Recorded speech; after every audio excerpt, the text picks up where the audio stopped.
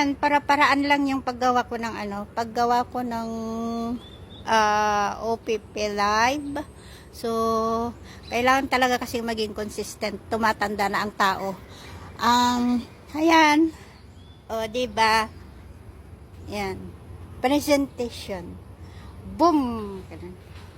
Wag, kunti lang yung baka mamaya, ano mo pinaggagawa ng ito, baka mamaya may pag-iisipan nila kung may mga show nga din. O, diba? Ang ganda ng aking place.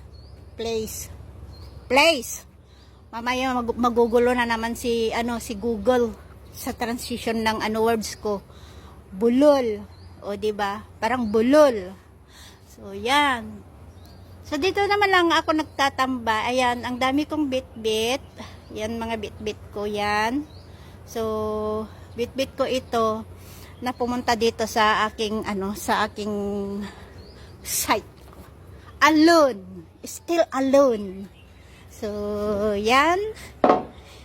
I-listen na natin yung ginawa natin. Diba? So, yan. May baon pa.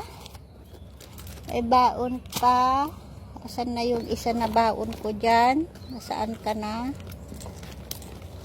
Ito na lang gamitin ko. Yan na lang gamitin ko. So, diba?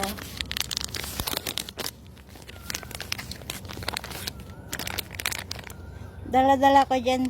Pumunta ako nag-exercise, dala-dala ko na rin yan. So, palubat na rin ako.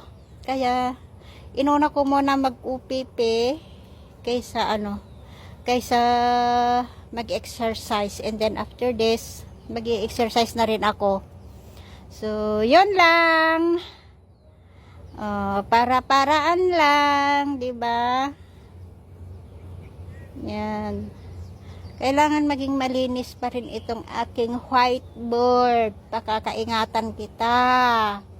Kasi, pera ang dadalhin mo sa akin. Okay, bye-bye.